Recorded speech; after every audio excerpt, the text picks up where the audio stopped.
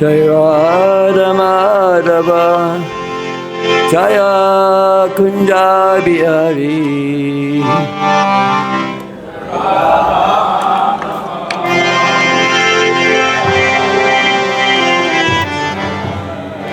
Jaya Madhava Jaya Kunja Bihari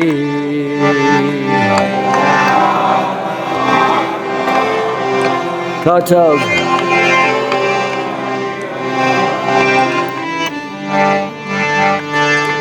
Gopijana Balaba Jaya Girivardhari Jaya Girivardhari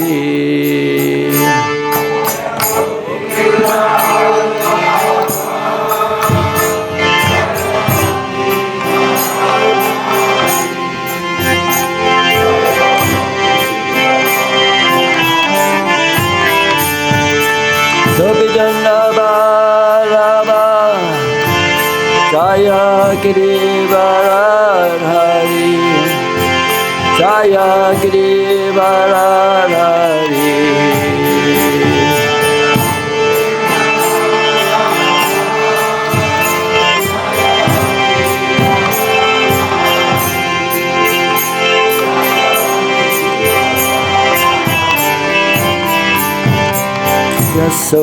Yasodanandana Jaya Bhajajana Ranjana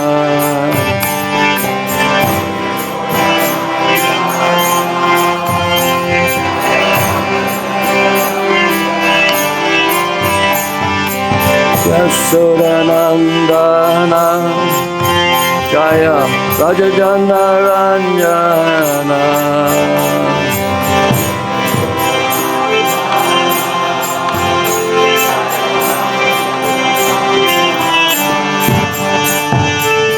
Yamuna Tira Vanachari Jaya Kunja Bihari Jaya Kunja Bihari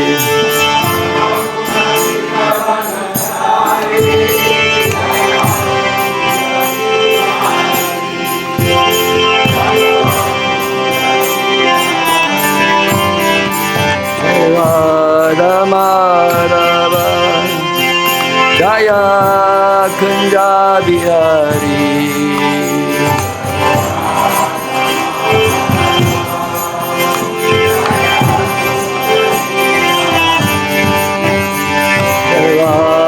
Madhava Jaya Kunja Bihari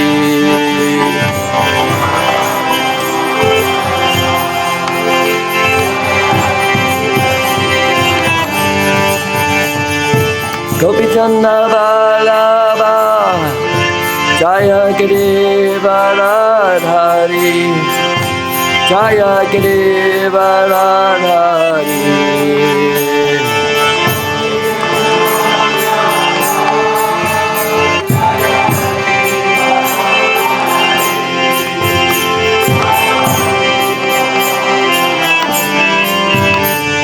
Gopijana Balaba Jaya Girivardhari Jaya Girivardhari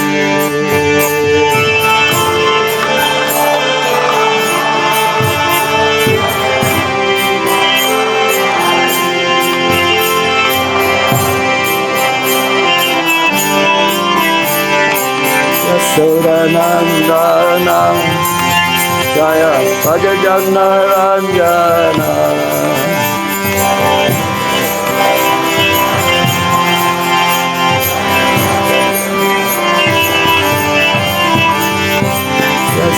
Yasodanandana Jaya Bhajajana Ranjana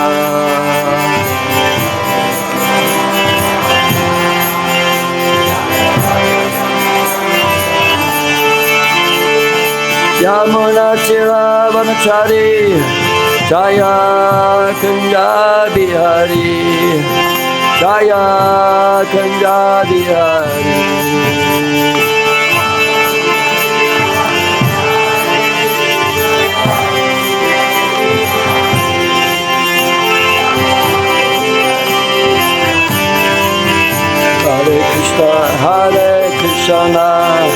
Krishna Krishna Hare Hare Hare Rama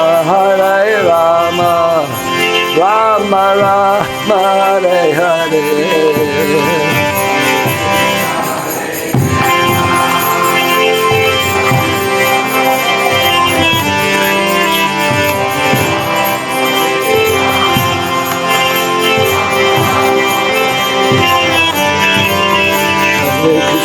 Hare Krishna, Krishna Krishna Hare Hare, Hare Rama Rama Rama Hare Hare.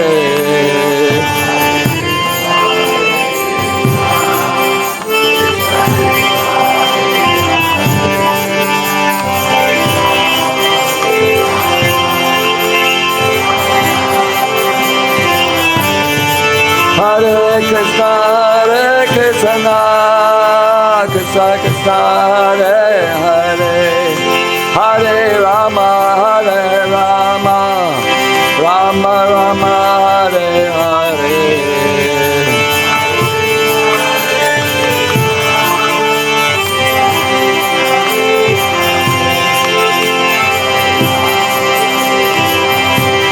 Rama Rama Hare Hare, Hare Krishna, Krishna Krishna Hare Hare, Hare Rama Rama Rama Hare Hare.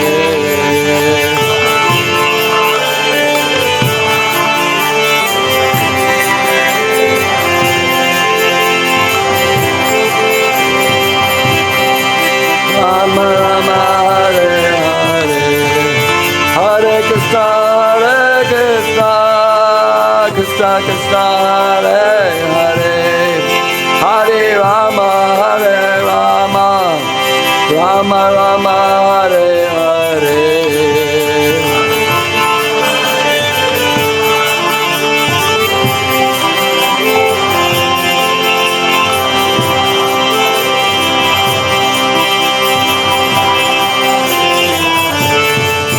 Jaya Radha, Mathurā, Mathurā.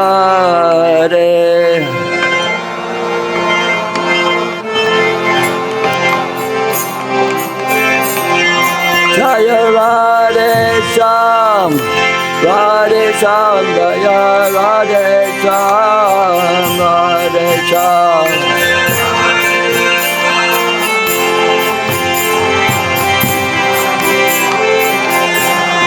Jaya Krishna Balaram, Krishna Balaram, Jaya Krishna Balaram, Krishna Balaram.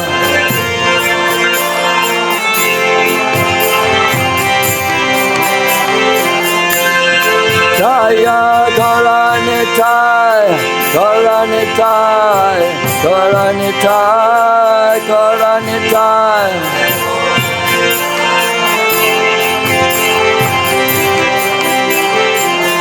Jai Jai Prabhupada, Prabhupada, Prabhupada, Jaya Prabhupada.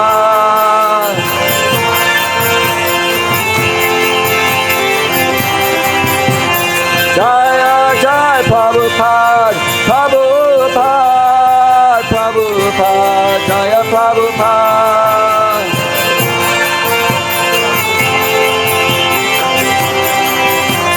Nittai Gaura Haribo, Haribo, Haribo, Gaura Haribo.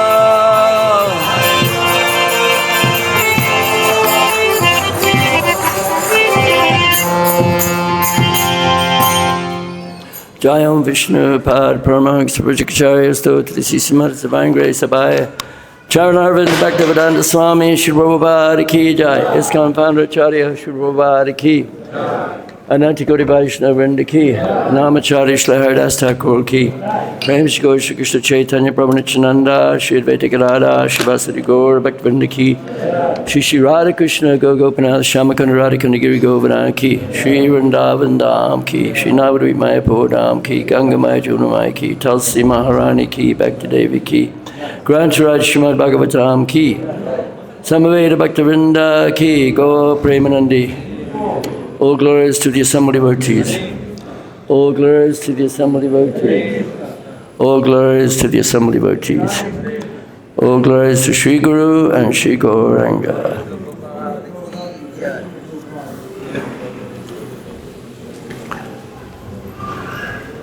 Om Namo Bhagavate Vasudevaya. Om Namo Bhagavate Vasudevaya.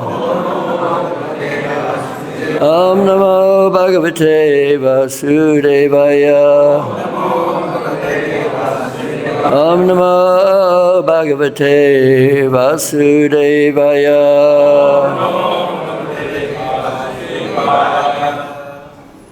Hare Krishna. First of all, I just asked permission from my senior, especially my sannyasi god brothers. If I had known they would be here, I may not have agreed to give class, but with their blessings, Hare Krishna. So this is Srimad Bhagavatam, Canto 10, Chapter 74, text number 37.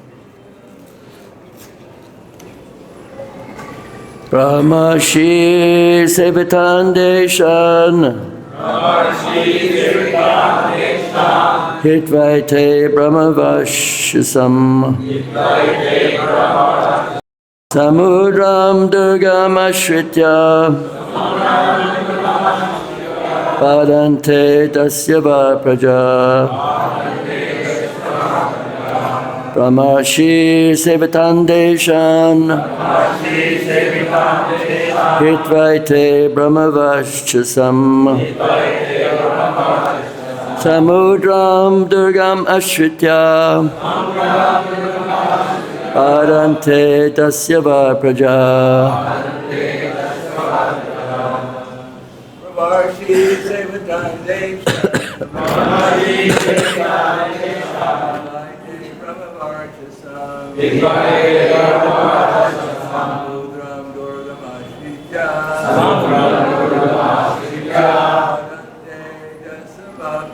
bādhante dasyavaḥ brahmarṣi-sevitān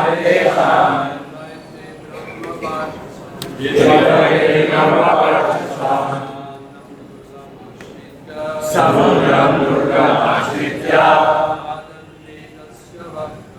bādhante dasyavaḥ brahmarṣi-sevitān deśān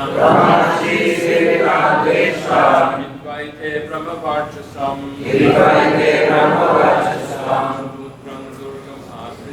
samudram durgam āśritya bādhante dasyavaḥ. Any ladies? Brahmarṣi-sevitān deśān hitvaite brahma-varcasam samudram durgam āśritya bādhante dasyavaḥ Brahmarṣi-sevitān deśān hitvaite brahma-varcasam samudram durgam āśritya bādhante dasyavaḥ. Word for word, please repeat. Brahma-ṛṣi. By great Brahmin sages. Sevitān. Graced. Deśān. Lands. Like Mathurā. Hitvā. Abandoning. Ate. These. Yādavas. Abrahma-varcasam. Where brahminical principles are not observed. Samudram, the ocean. Durgam, a fortress. Āśritya, taking shelter of. Bādhante, they cause trouble. Dasyavaḥ, thieves. prajāḥ, to their subjects. Translation. These Yādavas have abandoned the holy lands inhabited by saintly sages and instead have taken shelter of a fortress in the sea, a place where no brahminical principles are observed. There, just like thieves, they harass their subjects. Please repeat. These Yādavas have abandoned the holy lands inhabited by saintly sages and have instead taken shelter of a fortress in the sea, a place where no brahminical principles are observed. There, just like thieves, they harass their subjects. Purport by Srila Prabhupada. The words brahmarṣi-sevitān deśān, the holy lands inhabited by saintly sages, allude to the district of Mathurā. Srila Prabhupada writes, Shishupal went crazy because of Krishna's being elected the supreme, first worshipped person in that meeting. And he spoke so irresponsibly that it appeared that he'd lost all good fortune. Om Agyanatamarandasya Gyananjananśalakaya Chakshurumritamena Tasmai Shri Gurave Namaha Shri Chaitanya Manobhastam Sthapitam Yena Bhutale Swayamrupagadamaya Tadati Swapadantikam. So here, Shishupal, this chapter is entitled The Deliverance of Shishupal. Shishupal was lucky in one sense because he was envious of Krishna, and ultimately he got liberation. Of course, Sayuja is not something we're trying to get his Sayuja. In fact, it's something we're trying to avoid. But at the same time, he was killed by Krishna. So envy is the root cause of many problems. Prabhupada said that the Second World War, if you probably don't remember it like I do, the Second World War. Anyone alive during the Second World War? Anyone? No. 1945, if you're born, everyone here was born after 1945. I was born at the end of the Second World War, May, a few days after the peace was signed. And so here, Prabhupada actually said that the Second World War began because Hitler was envious of the British, because the British was more successful at ripping off the world, exploiting the world. The British were good at that. So I did apologize because I'm British, or I live in America. I did apologize to my Indian audience in Prayagraj, because they were all Indians. And I said, please forgive me for what the British did. And they all laughed. It's not funny. It's a disaster. But anyway, so Prabhupada said the Second World War began because of that, because the British were so successful, because they stamped everything made in Great Britain. So they dominated world trade, and of course, India, we know the story. So India was the crest jewel in the crown of the British Empire. So British Empire was very extensive. Of course, India is the best part in this material world, described in the Srimad Bhagavatam, how the inhabitants of Bharatvarsha, they're not like everybody else in a lot of ways, because they have some spiritual tendencies. But unfortunately, the British influence is still there, because they went to see Coldplay, if you know who they are, and big band, Coldplay. I don't know what that is. Anyway, nor do I. But it said that 100,000 Indian people went to see, it's a big British rock band. 100,000 went to see Coldplay in Mumbai, and some of them were paying thousands of dollars for a ticket because they were bootlegging the tickets. So, you know, the influence is still there. And in Ahmedabad, 110,000 people went to see them. But the good news is that the singer, Chris Martin, you're not supposed to know that. Anyway, Chris Martin, he actually went to the temple in Chowpatty, and he was offering a, like puja paraphernalia to the deities. He didn't know what he was doing, so he had to look to the side to see what they were doing. But, there's hope. So envy, there's so many. Prabhupada said something which was a little bit hard to understand, because he said that people are killing cows out of envy. So it begs the question, why would you be envious of a cow? But Prabhupada said it. So if you speculate, you could say, well, maybe the cow is peacefully eating the grass. Of course, here, the cows don't eat much grass. Unfortunately, we see cows are tethered up. They don't have much freedom. It's very sad to see the cows here. In India, generally, you don't see cows wandering around eating fresh grass. Fortunately, where I live, we have cows, and they get to wander around and eat real grass. It's amazing. So this is a very important part of the culture that Srila Prabhupada is trying to establish, is cow protection.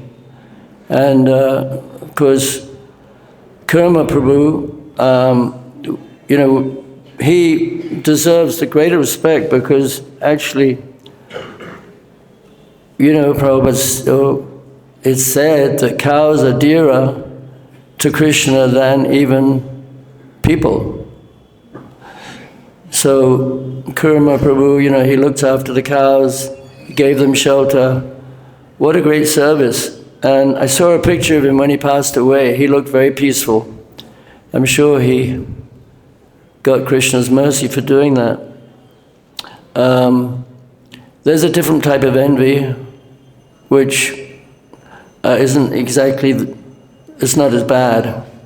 But Prabhupada mentions one lawyer, C.R. Das, Chittaranjan Das, who Prabhupada said he was such a wealthy lawyer back in the days of the British Raj in Calcutta, because Prabhupada said that Calcutta was a city of palaces. It was a very opulent city, made wealthy because the British made it, the British East India Company made it their headquarters. So C.R. Das, he was an advocate in the High Court, and Prabhupada said he was earning so much money. And one day, he was looking out his window, and he had a very nice wife, and he was looking miserable. So his wife said, Chittaranjan, why are you looking so miserable? You have nice house, lots of money, I'm your good wife, what's wrong with you? So he said, he was looking at a beggar on the street. He was wanting to be like the sadhu in the street. So, you can't be satisfied in the material world. The material world is not designed for that. But we're trying to make the material world a better place for people. And of course, we see that sometimes even devotees who've taken up Krishna consciousness very seriously, sometimes even they become envious, because envy is very deep-rooted. And I cannot admit that I'm free from envy. If someone sings a better kirtan than me, or gives a better class, or whatever, the tinge is there. But the goal is to become free of envy, because when you're free of envy, then you can really focus on helping other people. Because in the Srimad Bhagavatam, there's a beautiful verse, Svasthya vishvasya kalapisitam jyanti bhutani shivam matodaya manascha badram bhajatad hokshaje aveshatam no matarapya hoitaki. So it means Prahlad Maharaj is praying with the inhabitants of Jambudvip. May there be good fortune throughout the universe. May all envious persons become pacified. Because if they take, may they all take up devotional service, because if they take up devotional service, they will automatically think of each other's welfare, and thus the world will become fairly okay. But it's still the material world. So the purport, because I got a very short purport here, I'm going to read the purport if nobody objects. It's a very nice purport by Srila Prabhupada. 5th canto, this is 18.9. You can look it up if you want. Purport. The following verse describes a Vaishnava. Just like a desire tree, a Vaishnava can fill all the desires of anyone who takes shelter of his lotus feet. Prahlad Maharaj is the typical Vaishnava. He prays not for himself, but for all living entities, the gentle, the envious, and the mischievous. He always thought of the welfare of mischievous persons like his father, Hiranyakashipu. Prahlad Maharaj did not ask for anything for himself. Rather, he prayed for the Lord to excuse his demoniac father. This is the attitude of a Vaishnava who always thinks of the welfare of the entire universe. Srimad Bhagavatam and Bhagavad-Gita are meant for persons who are completely free of envy. Parama nimatsaranam. Therefore, Prahlad Maharaj prays in this verse, Kala prasidatam. May all envious persons be pacified. The material world is full of envious persons, but if one frees himself of envy, he becomes liberal in his social dealings and can think of others' welfare. Anyone who takes up Krishna consciousness and engages himself completely in the service of the Lord cleanses his mind of all envy. Manascha badram bhajadad ahukshajay. Therefore, we should pray to Lord Nrsingadev to sit in our hearts. We should pray by here Nrsingaho Hridaye Nrsingaha. Let Lord Nrsingadev sit in the core of my heart, killing all my bad propensities. Let my mind become clean, so that I may peacefully worship the Lord and bring peace to the entire world. Srila Vishwanath Chakravarti Thakur has given us a very fine purport in this regard. Whenever one offers a prayer to the Supreme Personality of Godhead, one always requests some benediction from him. Even pure Niskama devotees pray for some benediction, as instructed by Lord Sri Chaitanya Mahaprabhu in his Shikshastika. O son of Maharaj Nanda, Krishna, I am your eternal servitor. Yet some or other have fallen into this ocean of birth and death. Please pick me up from the ocean of death and place me as one of the atoms at your lotus feet. In another prayer, Lord Chaitanya says, Mama Janmani Janashvare Bhagavatat Bhaktir Hoita Gitvai. Life after life, kindly let me have unalloyed devotion and love at your Lordship's lotus feet. When Prahlad Maharaj chants Om Namo Bhagavate Namo Shringaya, he prays for benediction from the Lord. But because he is also an exalted Vaishnava, he wants nothing for his personal sense gratification. The first desire expressed in his prayer is Svastyasta Vishvasya. Let there be good fortune throughout the universe. Prahlad Maharaj thus requested the Lord to be merciful to everyone, including his father, a most envious person. According to Chanaka Pandit, there are two kinds of envious living entities. One is a snake and the other is the man like Hiranyakashipu, who is by nature envious of everyone, even of his father or son.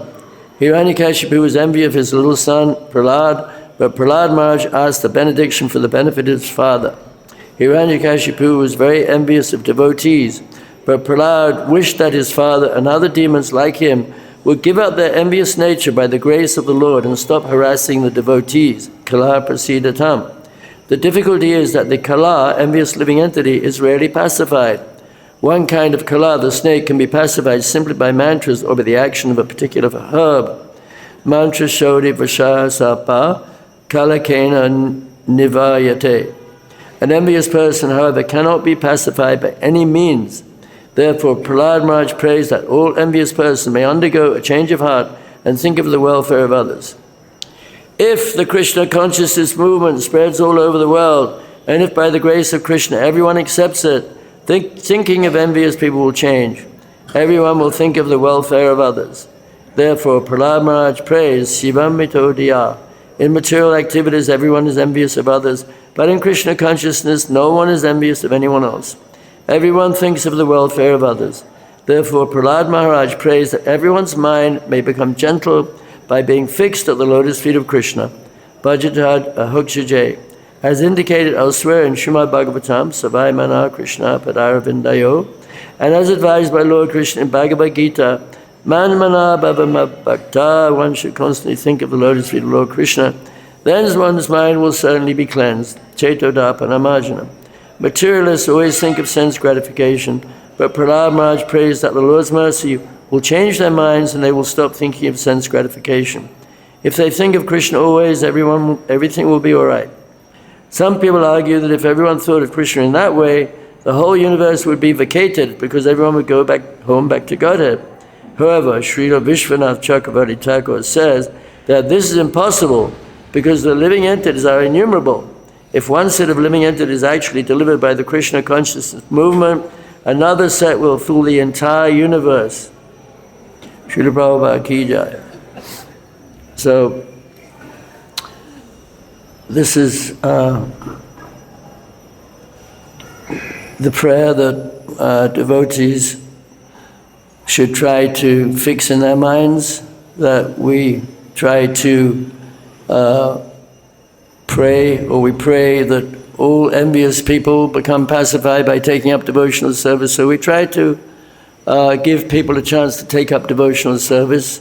I just came from Rishikesh, actually, and a very nice program Indra Swami has, and you may have seen pictures of it or the videos. And so many Westerners go there. Of course, Indians are wonderful, I love Indians. But here we're just preaching mainly to Westerners. And many people go there from all over the world, and they chant and dance in ecstasy. So I had a wonderful time there myself, because as they were queuing up for prasadam, there's a big queue. So I would go up to people and I would start talking to them, because I've been doing that for a long time, 50 years, stopping random people in the street or at the university, striking up a conversation. So I have some practice at that, and I would meet so many nice people, and I would invite them to come and talk to me the next day when it was quieter, because generally the prasadam was in the evening, it was very noisy, everything else. So several of them would come, and they were super inquisitive, all kinds of people, very nice. So anyway, preaching actually gives you the higher taste. Of course, our revered sannyasis here, and anybody who preaches is the most fortunate, because that is the taste which we're always after. Because there are many tastes in the material world, but the only one that really satisfies the soul is to give people a chance to hear about Krishna. When we distribute books, I say it's like giving out love, because you are giving out love, although it may take many lifetimes for people to come to the stage of loving Krishna just by getting a book. Or even in London, for instance, I see some hope for our Muslim brethren in the Middle East, because you can't go there and preach. So when we have the Harinam, and I say that the London Harinam is the best Harinam in the world, because you have so many people. Oxford Street's busier than Fifth Avenue. Maybe it's not quite as busy as that busy place in Delhi. What's it called? Janpath. Not Janpath. What's it? Chandi Chowk. Chandi Chowk, yeah. Very busy place. So, but Oxford Street, as far as Western people or Middle Eastern people, it's the place for chanting Hare Krishna. So you see the Muslims, they come because London has very exclusive shops.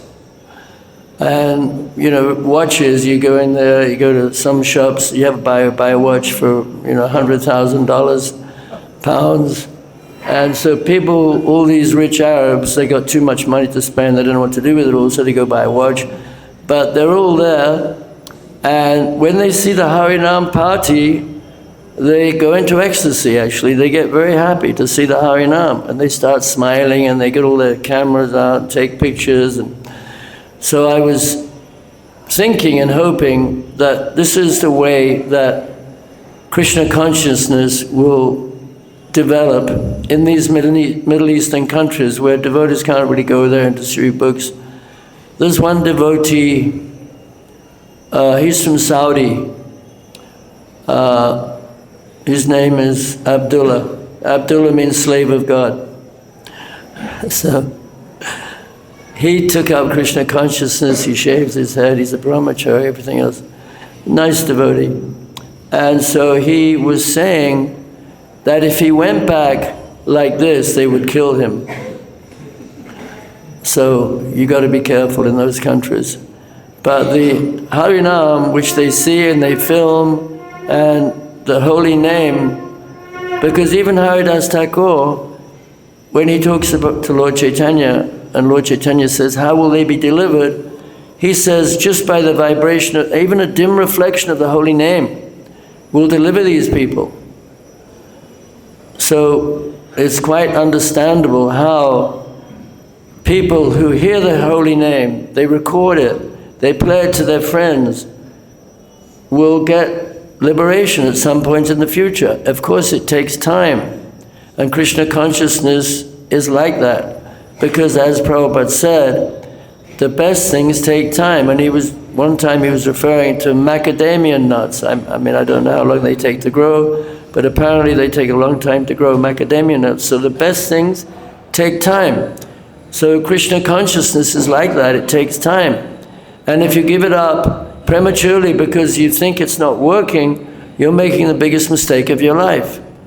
Because sometimes, speaking personally, it's not so easy to chant 16 rounds a day. Because, I mean, personally, I don't have a taste. I'm not rolling on the ground or even tasting nectar when I chant.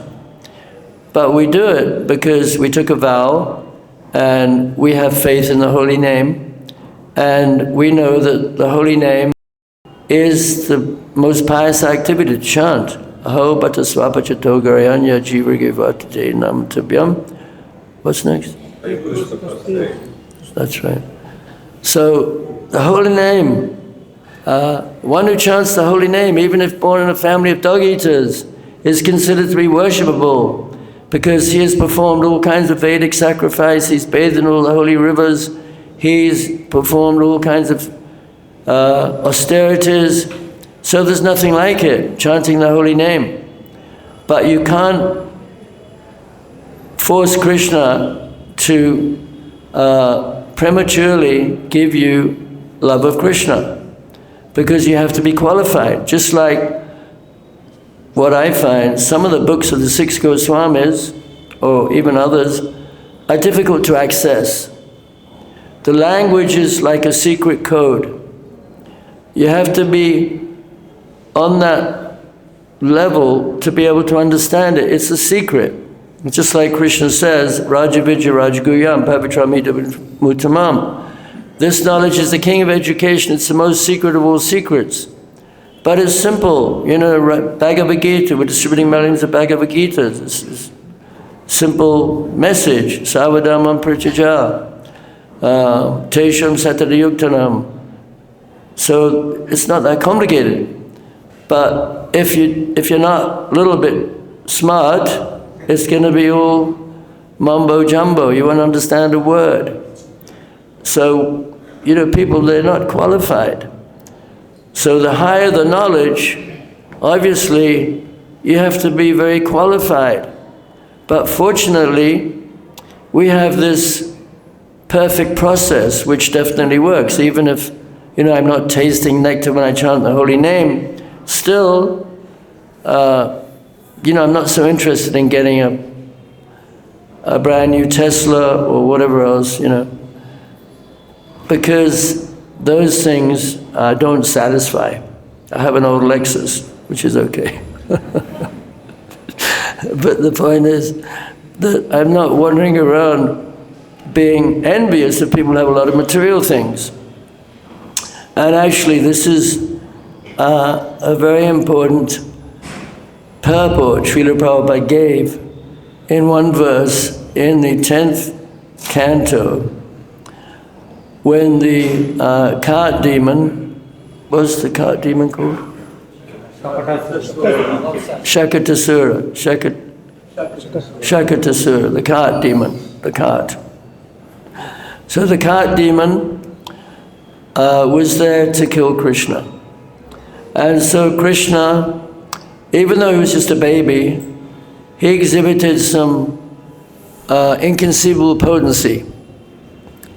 So he kicked the cart, he broke the cart. It was a very strong cart, it was well made. You see, in those days they made things properly. Nowadays, it's different. So, yeah, like some of the temples in India, they've been there for thousands of years. Millions of years, Prabhupada said. Some of the deities.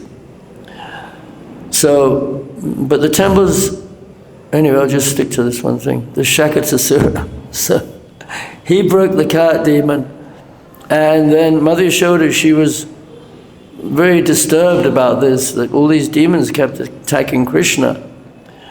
So she said, Nanda Maharaj, we need to get the blessings of the Brahmins.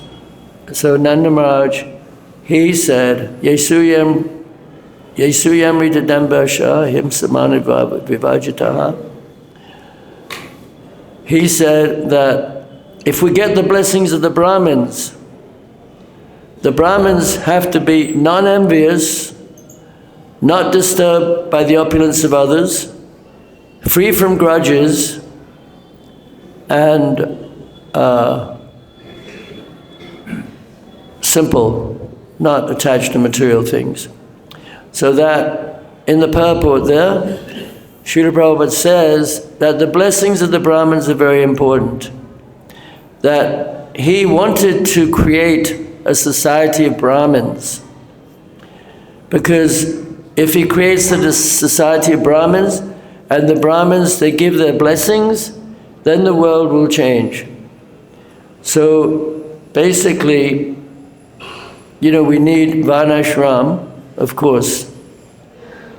We need all kinds of people, and varnashram was something really Prabhupada stressed so much. Even on his last few days, he was talking about varnashram. And we know, most of us, or some of us, that even on his dying deathbed, he was going to America to try to establish varnashram. He came to London, and he stayed there for a few days. And he was so thin, and he couldn't move. And he was wearing dark glasses. We had to carry him everywhere. I was fortunate enough to carry Srila Prabhupada on a palanquin, upstairs, downstairs, at Bhaktivedanta Manor. And he didn't give any lectures. But all he was doing, we were having kirtan every day. Were you there much? In London in 1977, when he came to London, there was a lot of Germans there. They all came to see Prabhupada. It was probably the last time any of us saw Srila Prabhupada. They all came because Prabhupada came to see the devotees on his way to America to establish the 50%, apparently, of the rest of his mission, which was varnashram. So we have to think about varnashram. It's great to lead a kirtan, it's great to give a class, it's great to take prasadam, but you know, we have to be very well-rounded in Krishna consciousness, ideally. At least the leaders have to think, you know, what is going to change the world. So we have to have examples of varnashram, of how people are living simply and ideally growing their own food and having cows. And Prabhupada's plan actually for New Vrindavan was that people lived in a very simple, small hut, about 12 feet by 12 feet with their family.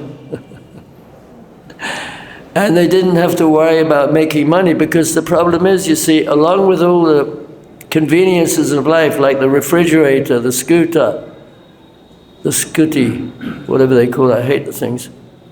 They're so disgusting.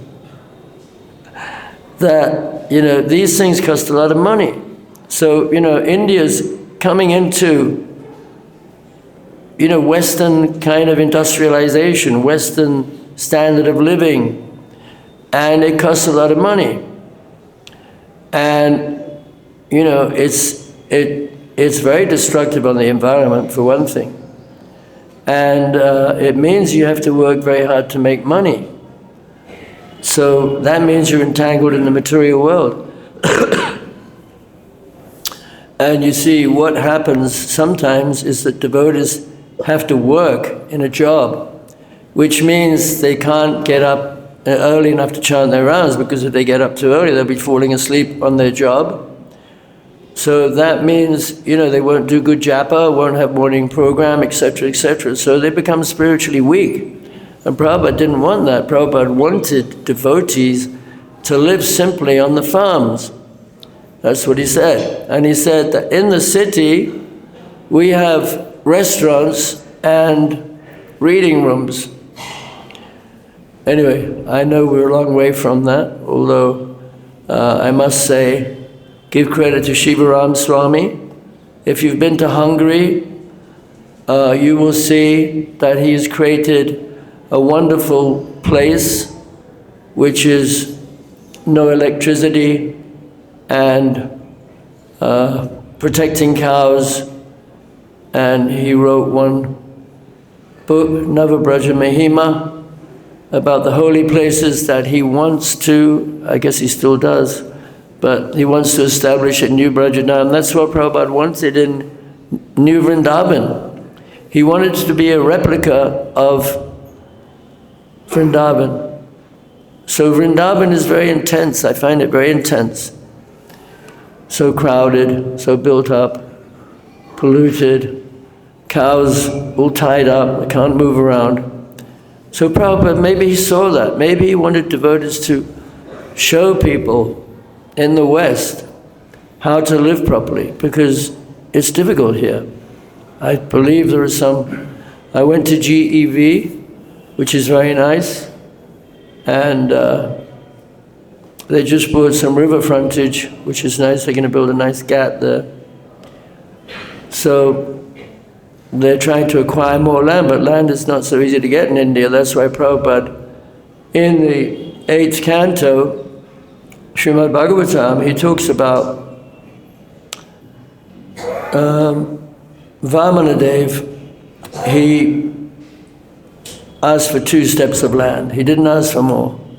And Bali Maharaj, he was urging him on, you need to take more, I've got so much, you can have whatever you like. But he said, no, I don't want anything else. A person should be satisfied with very little. That's what he said. And he said in the purport that in America we have so many farms where we're showing people how to live simply off the land. It's in the purport. Of course, we don't really have so many farms in America where we're living simply off the land. Western people find it hard to do that, to grow food and to live simply. It's not so easy. But it is something that, who knows, we've been saying the world's going to implode for the last 50, 70 years. It hasn't happened yet, but it may happen yet. You don't know what's around the corner. Anything could happen.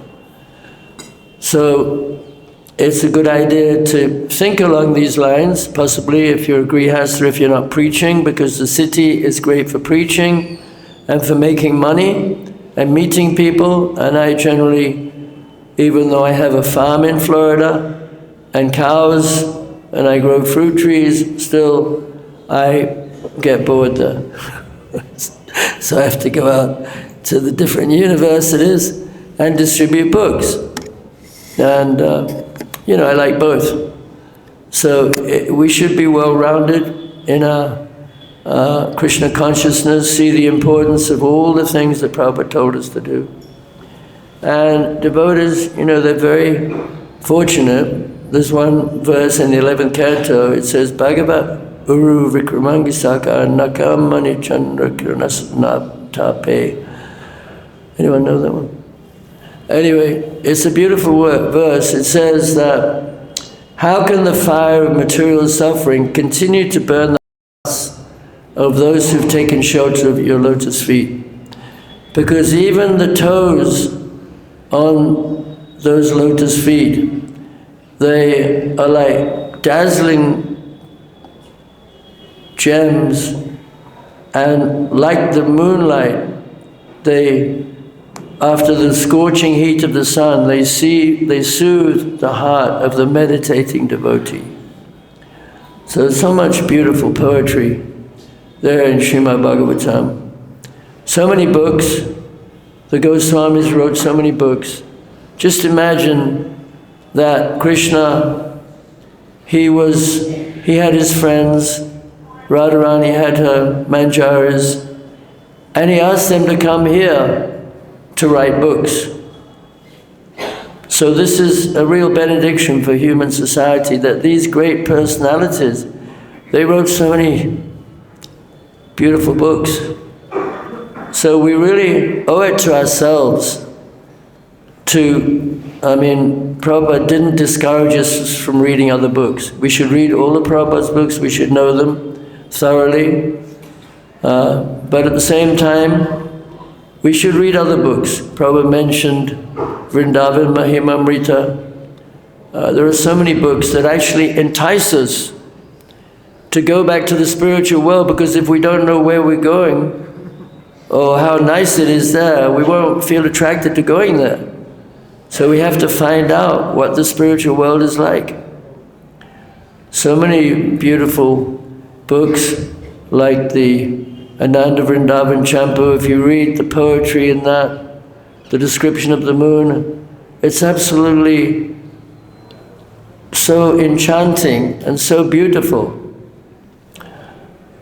Of course, I don't read that much. I wish I read more. But there's so many books to read. You could never read all the books. I went somewhere the other day. It was some shop down in Vrindavan where they sell all the books. What's that shop? Yes. Bihari Lal. So many books. You could never ever read all those books. But you could waste a lot of time reading some of them. But some of them, by the Goswamis, by Vishwanath Chakrabarti Thakur, by Bhaktivinoda Thakur, what's it called? Chaitanya Bhagavat, which Pundari Vijayanidhi Prabhu, he lives in Alachua, he produced that amazing book. So much to read, so many things to be satisfied. And so please try to read as much as you can and preach as much as you can, even if you can't chant Hare Krishna 24/7, which I can't. Prabhupada said that if you distribute the books, it's the same as chanting Hare Krishna.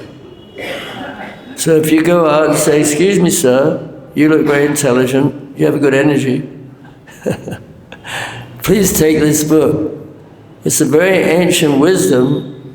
And have you ever heard of anxiety? Yeah. So this book was originally spoken to the sun god. You know, the Greeks, the Egyptians, the Aztecs, the Incas, everybody worshipped the sun. So there's a sun god. And see this language, Sanskrit? Well, this is the original language in the world. Very complicated language. People can't speak it anymore. Takes 12 years to learn the grammar. Even the vocabulary is 3 times bigger than English. So monkeys, they have a very small vocabulary. The more intelligent people are, they need a bigger vocabulary. So the biggest vocabulary happens to be in the oldest language. So obviously people were more intelligent previously. But you've been duped everywhere in India, or Russia, or you name it. They're teaching Darwin's theory. The reason the British came up with that is because they were so puffed up, because they thought they were so great, because they conquered the world. They must have thought we're the most evolved people that ever lived. But we know, that the great sages of India, you can't compare them to anybody else. They're just so enlightened and pure and full of knowledge. And so, we have this great culture which happens to come from India, which is the greatest culture in the world, but we have an opportunity to get the blessings of Lord Chaitanya by trying to participate in spreading Krishna consciousness, so we should stay within ISKCON. A lot of people leave ISKCON because they're envious of the leaders, and they criticize them, and they destroy their spiritual life. That's what happens. So don't criticize the leaders, because it's quite fashionable to do that. And it's like the story of Ramachandra Puri in the Chaitanya Charitamrita, that he was critical, and he criticized, he criticized everybody as much as possible. He even criticized Lord Chaitanya for eating too much. But the reason Lord Chaitanya ate so much was he was tasting the love offered by the devotees. So be careful and try to be humble. One time Prabhupada said that this is the yoga of cooperation, that it's not so easy to cooperate, because in Kali Yuga everybody's very quarrelsome. So we don't want to be quarrelsome, we want to be nice, humble, submissive devotees. And Hare Krishna. Jai Srila Prabhupada ki jai.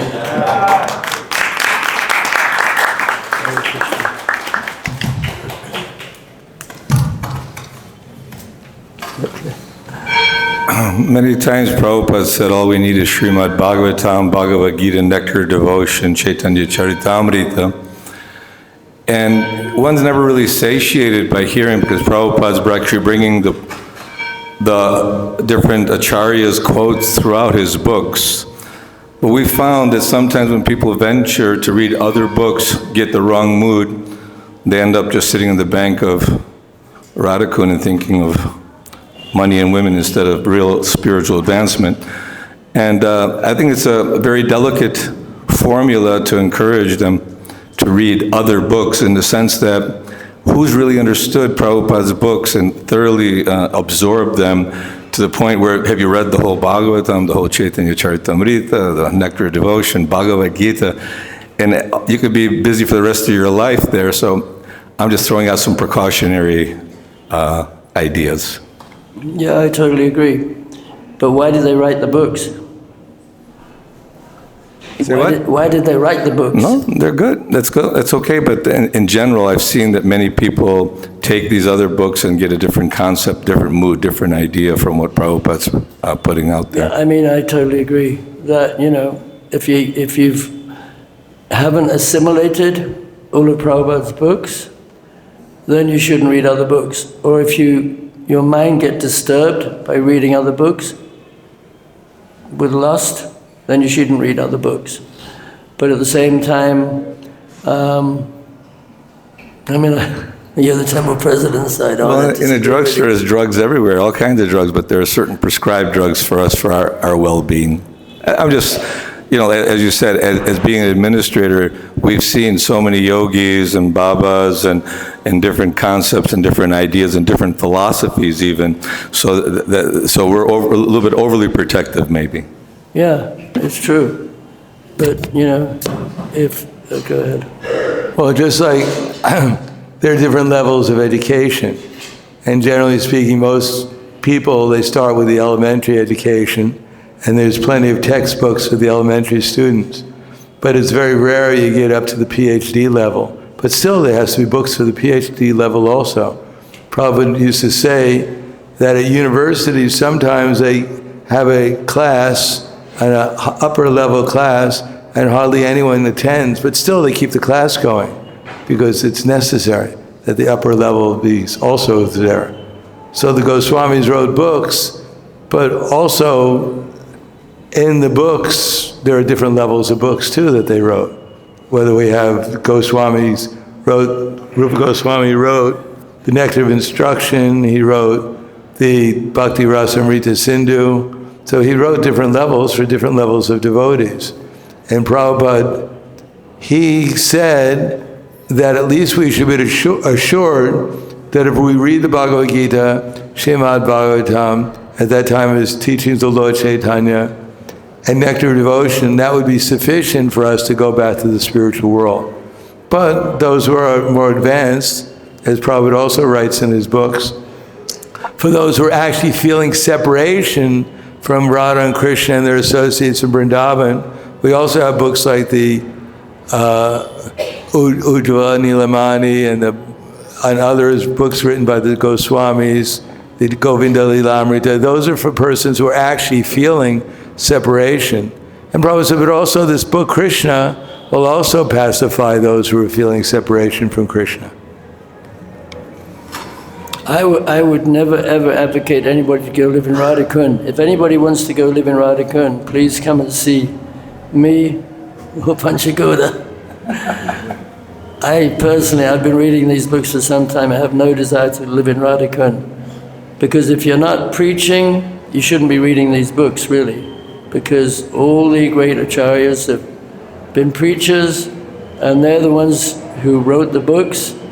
So it's delicate, but I'm glad I read the books, and I love reading Srila Prabhupada's books. So I think Prahlādananda Swami had a very lucid point, and I totally agree. And I agree with Panchagoda Prabhu that it's not for everybody, and you have to be very careful. And if you get the wrong idea, you want to be a gopi or whatever, don't read them. But it's definitely wonderful to read about Krishna's pastimes in the spiritual world, and they're unlimited. So Hare Krishna. Anything else? Change the topic. Okay. Srimad Bhagavatam ki jai. Shri Prabhupada ki jai.